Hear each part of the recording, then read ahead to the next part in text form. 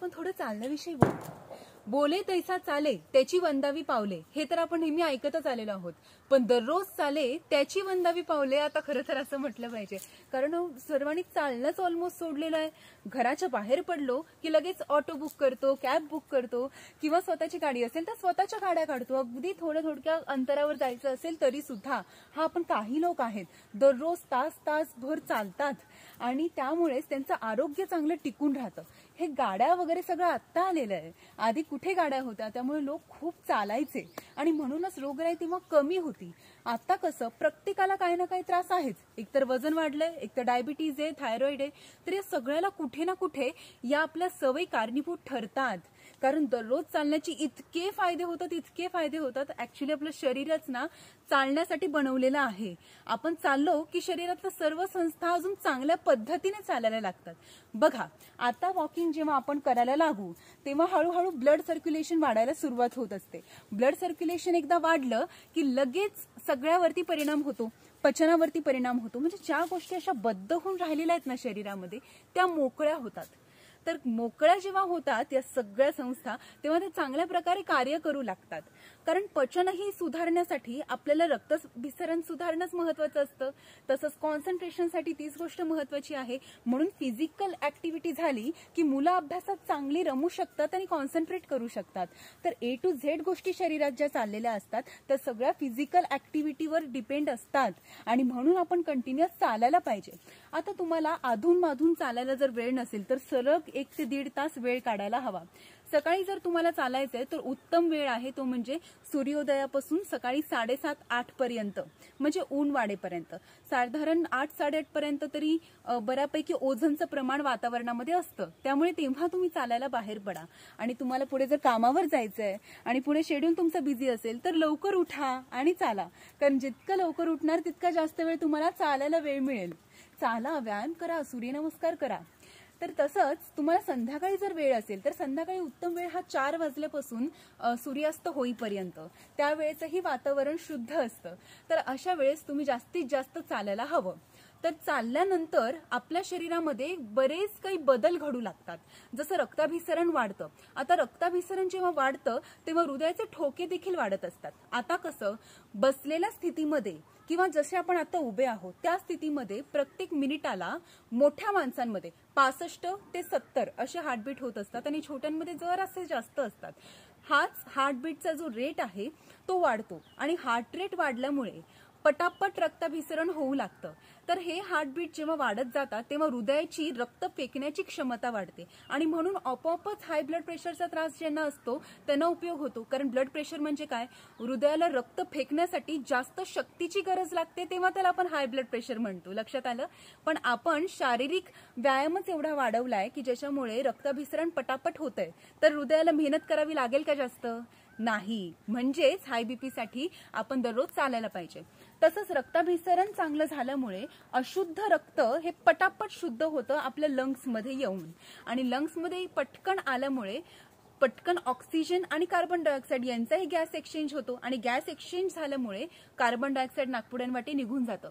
कारण आपण जेव्हा चालायला लागतो तेव्हा हळूहळू हार्ट रेट वाढल्यामुळे ब्रिदिंगही डीप होऊ लागते, फास्ट होऊ लागते. जरा धावलो की दम कसा लागतो तसंच भरपूर चालल्याने सुद्धा दम लागतो आणि हा दम लागणं महत्वाचं असतं जेणेकरून शुद्ध प्राणवायू आतमध्ये जाईल आणि अशुद्ध हवा म्हणजे कार्बन डायऑक्साईड ही नाकपुड्यांवाटे बाहेर पडेल. तसंच आपण जेव्हा चालतो तेव्हा ते हार्टसाठी महत्वाचं असतं कारण कार्डिओव्हॅस्क्युलर एक्सरसाइज होते. आपलं जे एज आहे ते 220 मधून मायनस करा. 220 हा हार्ट रेट आहे तो एकदम लास्ट आहे, म्हणजे ती आपल्या हार्टची कॅपॅसिटी आहे बीट करण्यासाठीची. तर त्याच्यामधून 40 एज एखाद्याचं असेल तर ते आपण जर मायनस केलं तर किती उरतं? 180. 180 मधून आपण 70% तरी हार्ट रेट वाढवला पाहिजे. जर 65-70 असा हार्ट रेट आत्ता सुरू असेल तर त्याच्यामधून 70% वाढवणं म्हणजे साधारण 125-130 असा हार्ट रेट व्हायला पाहिजे. आता कसं ते सगळे वॉच वगैरे जे आलेले आहेत की ज्याच्यामुळे आपली पावलं किती पडतात ते सुद्धा काउंट होतात, कॅलरीज किती बर्न होतात ते काउंट होतात. या सगळ्या गोष्टीमुळे कळतं. पण तरी सुद्धा हे याचा जरी वापर नाही केला तरी आपण नॅचरली वॉकिंग आहे ती वाढवू शकतो आणि त्याने आपण हार्टबीट वाढवू शकतो ज्याच्यामुळे आपल्या शरीरामध्ये रक्ताभिसरण पटापट होऊ लागेल. तर असंच ब्रिस्क वॉक तुम्ही करू शकता. म्हणजे स्लो वॉकिंगने सुरुवात करा आणि पुढे फास्ट वॉक करायला सुरुवात करा. फास्ट वॉक करत असताना काळजी घ्यायची की पाठ सरळ ठेवायचे, दोन्ही हात पाठीच्या मागेच ठेवा, कमरेच्या मागे असे लॉक करा आणि हिल टू टो म्हणजे टाच पहिले आणि त्याच्यानंतर पायाची बोटं ठेवायची. असा पाय आपटू नका, कारण पाय आपटलात तर टाचेला जर पटकन टाच जर पटकन आपटली गेली तर त्याचा त्रास आपल्या पाठीच्या कण्याला होऊ शकतो. म्हणून पहिले टाच अलगद ठेवायची आणि मग पायाची बोटं ठेवायची. असंच पटापट चाला.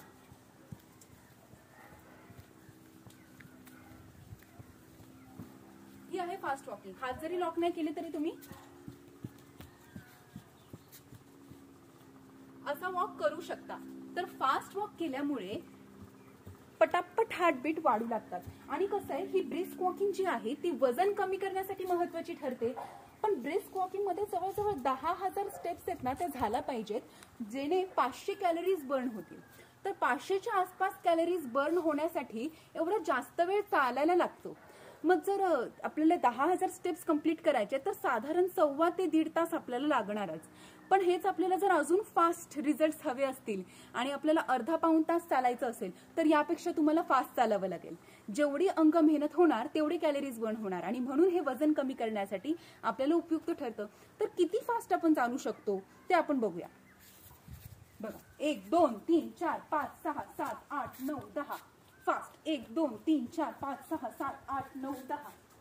पटापट पटापट स्टेप्स पडू शकतात आणि याच्यामुळे आपली इंड्युरन्सी पॉवर वाढते. इंड्युरन्सी पॉवर म्हणजे कसं, चालताना आपण एकदम सहज चालतो, असे चालतो, कुठे मेहनतच घ्यावी लागत नाही आपल्याला. पण इथे जेव्हा आपण शॉर्ट स्टेप्स टाकतो पटापट चालण्यासाठी, कारण पटापट चालताना लांब पाऊल टाकलं तर मागचं पाऊल उचलताना वेळ लागणार. सो फास्ट वॉक करताना आपण शॉर्ट डिस्टन्सवरती वॉक करणार आणि शॉर्ट डिस्टन्सवरती स्टेप्स टाकल्यामुळे आपली इंड्युरन्सी पॉवर वाढते. आणि हीच इंड्युरन्सी पॉवर आपण बॅकवर्ड वॉकिंग मध्ये सुद्धा वाढवू शकतो. अशी ही बॅकवर्ड वॉकिंग आहे.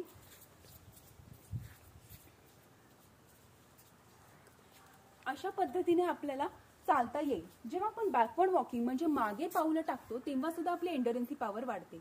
ही पॉवर इतकी महत्वाची आहे ना, जसं काही football players, cricket players, badminton players, tennis players, sports athletics खेळणारी मुलं, सर्वांसाठी ही एंड्युरन्सी पॉवर महत्वाची असते. कारण त्याच्यामुळे आपल्या पायांचे फुटवर्क्स फास्ट होतात, आपल्या पायांकडे लक्ष जातं आणि पायांचे जे मसल्स आहेत त्यांना टोनिंग मिळते.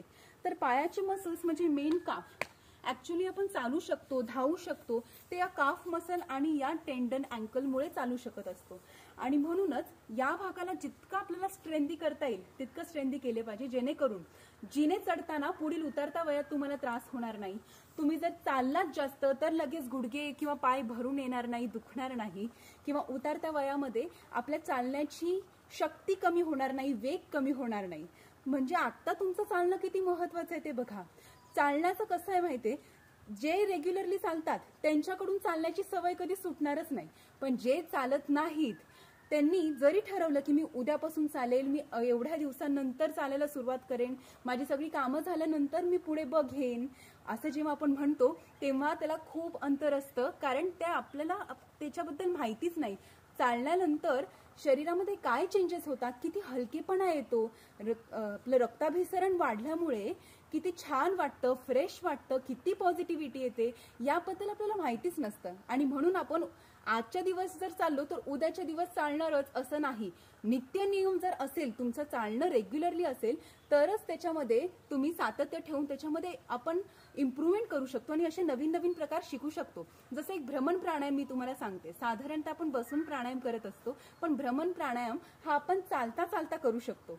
हा प्राणायाम करत असताना तुम्हाला दीर्घ श्वास घ्यायचा आहे आणि दीर्घ श्वास घेताना जवळजवळ 4 पावलांचा जो डिस्टन्स आहे तो आपल्याला कव्हर करायचा आहे आणि श्वास सोडताना 4 पावलांचा डिस्टन्स कव्हर करायचा आहे. बघा, दीर्घ श्वास घ्यायला सुरुवात करूया. 4 पावलं झालेली आहेत, आता श्वास सोडायला सुरुवात करूया.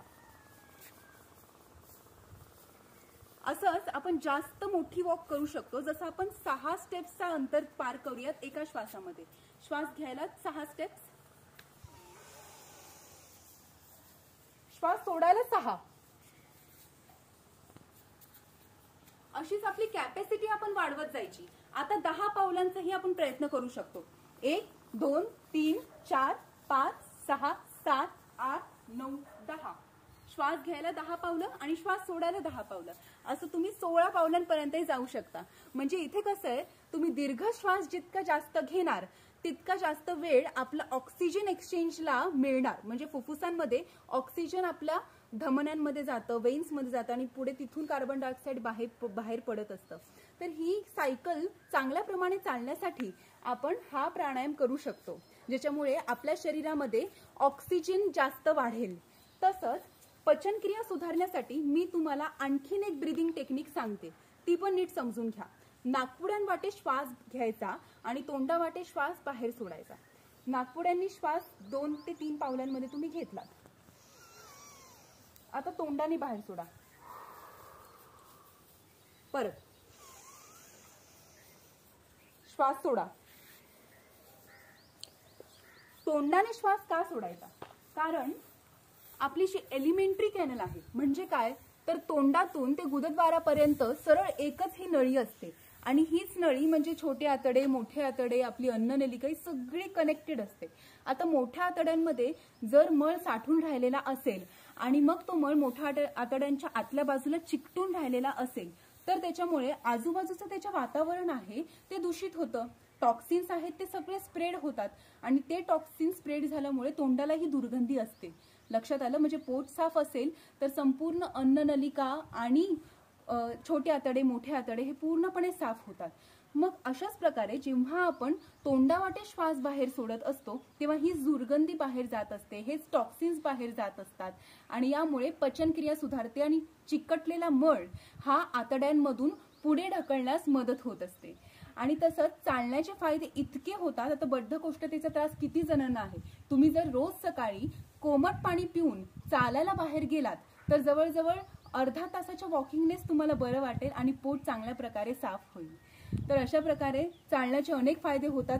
वजन कमी करायला आपल्याला मदत होते, ऑक्सिजन जास्त शरीरामध्ये टिकून राहतं. तसंच तुम्हाला पाय मोकळे करण्यासाठी खूप महत्त्वाचा प्रकार आहे हा. जेवल्यानंतर चालायलाच पाहिजे, कारण जेवल्यानंतर ब्लड ग्लुकोज लेवल वाढते. साधारणतः अर्धा ते पाऊण तास असा हा वेळ असतो ब्लड ग्लुकोज लेवल वाढण्यासाठी.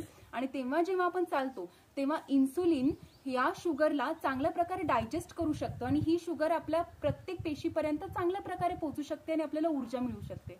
पण तेच जर आपण चाललो नाही तर ही ब्लड ग्लुकोज लेवल आपल्या रक्तामध्ये जास्त करून साठून राहते आणि आपल्याला डायबिटीज 2, डायबिटीज 2 हा त्रास होऊ शकतो.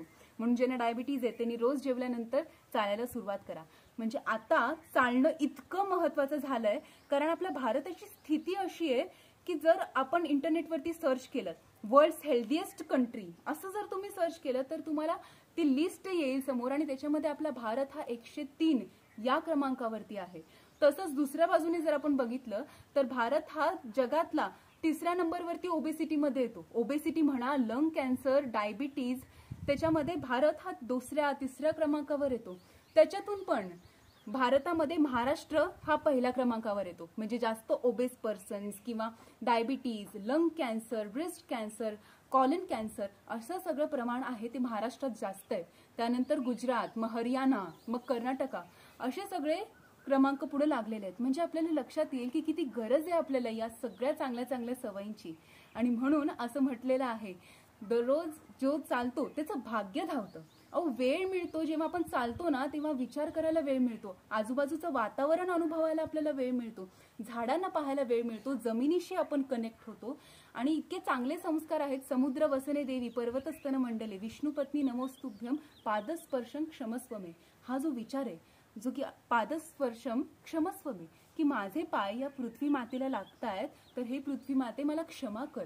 तर हा विचार ऋषीमुनींना कसा स्फुरला असेल?